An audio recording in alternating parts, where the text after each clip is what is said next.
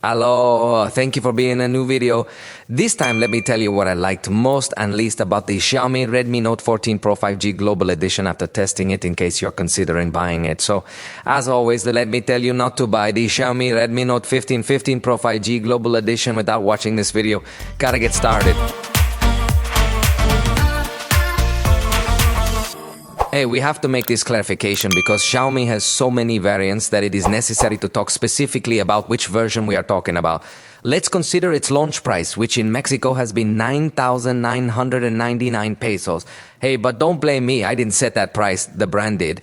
And is that surely in the gray market, this device specifically will be much cheaper, probably the Chinese version that has more battery. I'm referring to the official distribution in Mexico, the model that is released there. Let's assess it according to the launch price, as usual. First, let me tell you what I like the most. First of all, it comes with IP68 and Gorilla Glass Victus 2, so it has a level of resistance really very attractive, which for the category is not so common, although IP68 is becoming more common. But Gorilla Glass Victus 2, most manufacturers reserve it for the high end.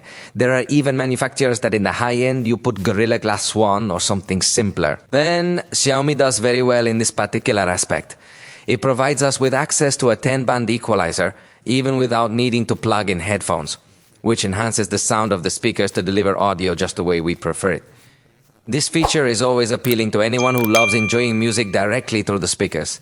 And if you need to use headphones, it also supports LHDC and LDAC codecs for high-resolution audio. Our selfie portrait shots will have a positive impact because the camera detects objects that are equidistant, ensuring they remain in focus. This creates a more natural feel in these kinds of images. Moreover, the preview is quite well optimized in backlit scenarios, so it doesn't look like overexposed and totally burned out before taking the picture.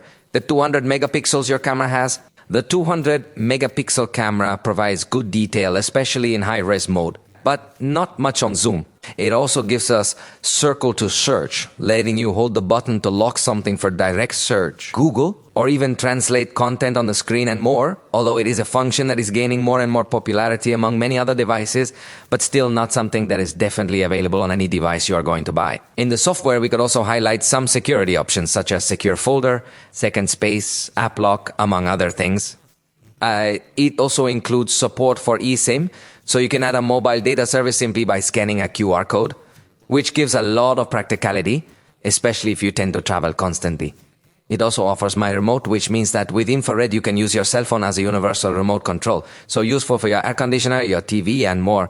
And well, we all already know that the Xiaomi ecosystem with the Xiaomi Home app can be very well complemented, with all the interconnectivity features they are adding. So far everything's been great, but now I'll share what I didn't like. The front camera unfortunately does not have the capability to record in 4K, so if you happen to be a content creator, I believe you're at a disadvantage, especially if your front camera. If you're recording in full HD only, the video won't appear as sharp. In fact, when using the rear cameras for recording, it doesn't permit you to dynamically switch between the various lenses, and therefore you are significantly more constrained when it comes to the zoom range that you can actually enjoy and make use of. You'd have to stop recording, then switch lenses and start it again, which is quite tedious. The zoom in video recording is also very ugly. It doesn't seem to take advantage of the 200 megapixel sensor it has. And what can I tell you about the one-handed use mode? It's really ugly. I don't like it. It only goes down half of the screen and it is a bit complicated to activate it. In addition, in the software, if we will find ads, which we have already said, we can understand it in Poco brand devices that are distributed online at a very tight price. However, when it comes to a device from the Redmi brand, which is distributed more through physical stores with significantly higher prices, it becomes difficult for us to comprehend why it includes ads in the system. Moreover, the proximity sensor is virtual, which could potentially lead to certain inconsistencies when attempting to activate it, as it operates based on sound. Its performance in games, really? It wasn't really all that good. It's not a disaster, but if you're thinking about purchasing this cell phone and you're interested in playing games, it doesn't make sense to buy this one. Better buy the Poco X7, which is from the same brand, so it will give you basically the same experience, but cheaper and with better gaming performance. But if you already bought it, let me know your opinion in the comments. For now, we've reached the end of this video. I hope you liked it. If you did, you know you can tell us, and we'll see you next time.